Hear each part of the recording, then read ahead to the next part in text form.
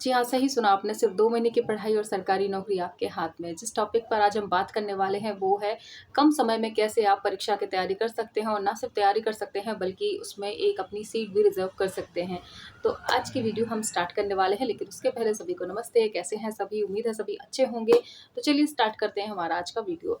तो आज की वीडियो में हम जानने वाले थे कि किस तरीके से कम समय में आप सरकारी नौकरी को पा सकते हैं। सरकारी नौकरी पाना सभी का सपना है, लेकिन उसको कैसे हासिल करना है बहुत कम लोग जानते हैं, क्योंकि देखिए मेहनत सभी करते हैं, लेकिन जो स्मार्ट स्टडी करते हैं, जो कम समय में ज़्यादा पढ़ पाते हैं, वो इंसान सफल हो जाते हैं। और बाकी देखिए रटने से कुछ नहीं होता है। मैं शुरू से बोलती हूँ, रटने से कुछ भी नहीं होगा। आप जब तक चीज़ों को नहीं समझेंगे तब तक थोड़ी-सी चीज़ें मुश्किल हो जाती हैं। तो इन्हीं मुश्किलात को आज हम सॉल्व करने वाले हैं। कुछ टिप्स मैं आप लोगों से शेयर करने वाली हूँ। तो इसी टिप्स में पहला जो नाम आता है कि हम किस तरीके से कम समय में मात्र 2 महीने में अपनी जो सिलेबस है उसको कंप्लीट कर सकते हैं। तो देखिए, पहला तरीका होता है आपका जो भी सिलेबस है इसको 3 पार्ट में आपको डिवाइड कर देना है। 3 पार्ट कौन से? पहला ईज़ी पार्ट। कई सब्जेक्ट ऐसे होते हैं जिसमें हमें इंटरेस्ट होता है, पहले से नॉलेज होता है, तो उसको हमको पार्ट बाँटना है किसमें?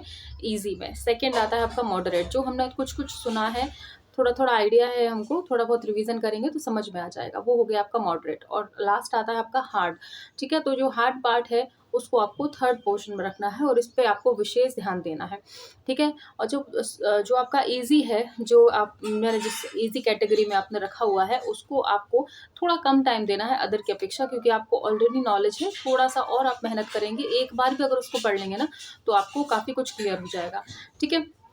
इसके बाद आता है सेकंड पार्ट में क्या है कि आपने कहीं न कहीं उसको कभी न कभी पढ़ा तो है, लेकिन रिवीज़न ना हो पाने के कारण या कुछ धुंधला हो गया है ब्रेन में, तो उसको आपको 2 से 3 बार अच्छे से पढ़ना है, तो बिल्कुल दिमाग में वो भी फिट हो जाने वाला है। अब बात आती है आपके थर्ड पोर्शन की, तो थर्ड पोर्शन पे आपको क्या करना है? विशेष ध्यान देना है। उसके लिए आपको स्ट्रेटजी बनानी पड़ेगी। सबसे पहले सुबह से आप जैसे सुबह जब भी आप पढ़ते हो, तो आपको सबसे पहले उसको 1 घंटा देना है उस पॉइंट को समझने के लिए। उसमें आप लगा सकते हो, जैसे मैंने कल के वीडियो में बताया था कि इंटरनेट के थ्रू आप इन्फॉर्मेशन निकाल सकते हो कि इसका मीनिंग क्या है, इसका मतलब क्या है। ये काम करने हैं और इसके साथ ही साथ आप उसके मीनिंग्स को निकालेंगे। इसके बाद आप उसको जो-जो कठिन लग रहा है उस पे हाइलाइट करते चलिए कि ये मुझे बार-बार देखना है। जो पॉइंट आपको बिल्कुल नहीं समझ में आ रहा है, टफ लग रहे हैं, तो उसको तो आपको हाइलाइट करना पड़ेगा, ताकि बाद में जब रिवीज़न करने बैठे तो वो हाइलाइटेड पॉइंट ही आप सिर्फ़ पढ़ो। बाकी पूरा आपको नहीं पढ़ने की ज़रूरत है। ठीक है? और थर्ड आता है, इसके आप जितने ज़्यादा एमसीक्यूज़ लगाएँगे ना, तो इतनी जल्दी आपका वो चीज़ें क्लियर होंगी। तो आपको एक बेसिक कहना चाहिए कि आपको टाइम टेबल भी फ़ॉलो करना पड़ेगा कि मुझे कब कौन-सा कितना सब्जेक्ट पढ़ना है। जो मैंने आपको ईज़ी वाला पोर्शन बताया था, इसको तो आप सिंपली जो भी आपकी बुक है, जल्दी-जल्दी बस 1-2 बार पन्ने पलट लीजिए उसके, उतने में ही आपका क्लियर हो जाएगा, क्योंकि ऑलरेडी नॉलेज है। जो-जो आपको लग रहा है कि हाँ, ये थोड़ा-सा चेंज है, इसमें थोड़ा मुझे पढ़ने की ज़रूरत है, तो वही ट्रिक आज़माइए कि आप हाइलाइट कर दीजिए, इसको आपको बाद में देखना है। जब भी एग्ज़ाम के टाइम पे आप जो कम टाइम बचेगा, लास्ट 8 डेज़ की जो आपकी प्लानिंग रहेगी, उसमें सिर्फ़ हाइलाइट जो आपने किया है उसको आपको पढ़ना है, ठीक है? और इसके बाद जो आता है आपका मॉडरेट, जो मैंने बोला था मॉडरेट वाला पोर्शन है, इसको आपको क्या करना है, इसके लिए आपको सबसे पहले तो पूरी बुक आपको अच्छे से पढ़नी है, राइट? पूरी बुक को बिल्कुल अच्छे से आपको पढ़ना है और पूरी बुक पढ़ने के बाद मतलब पढ़ते समय ही जो-जो आपको नहीं आ रहा है उसको आपको हाइलाइट करना है। अब पहले की अपेक्षा इसमें आपका ज़्यादा हाइलाइट रहेगा, क्योंकि पहला आपको बहुत ज़्यादा क्लियर था, उसमें कम थे कुछ-कुछ, एक पेज में 1-2 लाइन ही आपको लगा होगा ईज़ी वाले में। लेकिन मॉडरेट वाले में ज़्यादा मात्रा रह सकती है जो आपने हाइलाइट किया है, क्योंकि धुंधली हो चुकी है इमेज वहाँ की, तो इसको आपको ज़्यादा थोड़ा-सा करना पड़ेगा, ठीक है? और इसके साथ ही साथ जैसे आपने जो हाइलाइट किए हुए हैं, उन टॉपिक्स को देखो कि ये किस चीज़ से रिलेटेड है, क्या मुझे नहीं बन रहा, और कोशिश कीजिए उससे संबंधित आप एमसीक्यूज़ निकाल सकें। और अभी बहुत कहना चाहिए कि हमारे टेक्नोलॉजी काफ़ी ज़्यादा आगे आ चुकी है, तो आप चाहें तो गूगल से भी उससे रिलेटेड एमसीक्यूज़ निकाल सकते हैं। और एमसीक्यूज़ निकालेंगे तो आपको क्या है, वो चीज़ें और जल्दी क्लियर होंगी। एमसीक्यू निकालने से दिमाग में एकदम से क्लिक होता है कि इसका आंसर ये है। अब रही बात आपकी जो आपका टफ वाला पोर्शन है, तो इसमें तो आपको थोड़ी मेहनत करनी पड़ेगी, और मेहनत से मतलब है कि सबसे पहले तो आपको एक बार, वही मैं कह रही हूँ कि इसको पूरा पढ़िए। पूरा बुक रीड करिए, पूरी बुक रीड करेंगे तो आपको समझ में आएगा इसमें क्या-क्या है, क्या-क्या नहीं है।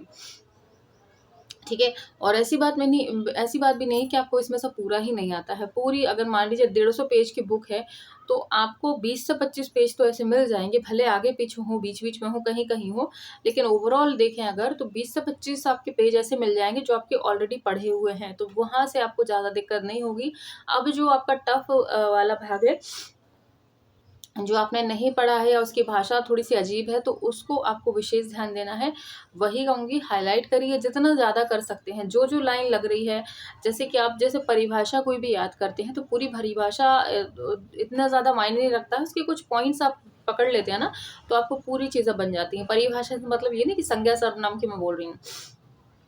जो अभी आप लोगों ने बाल विकास पढ़ा होगा या कोई भी चीज़ पढ़ते हैं, उसमें जो भी आप बनाते हैं, मतलब पूरी परिभाषा देखते हैं, तो आप एक कीवर्ड उसका पकड़ लेते हैं ना, की पॉइंट पकड़ लेते हैं कि हाँ, ये है इसका, तो इससे इसको कोरिलेट कर देंगे।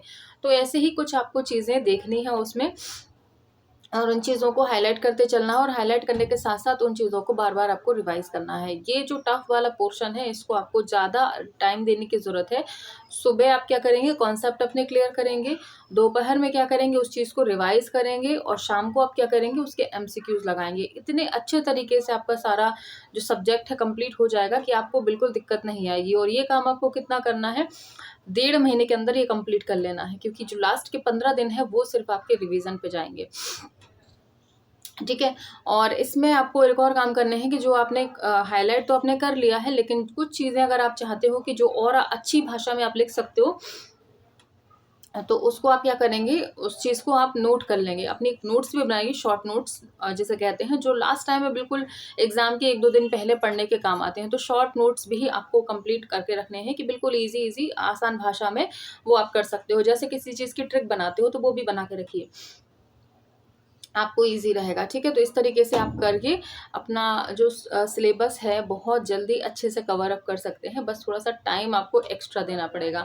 सुबह, दोपहर, शाम, ये आपकी टैबलेट्स जैसे आप लेते हो ना, सुबह, दोपहर, शाम, ये वही फ़ॉर्मूला आपको अपनाना है।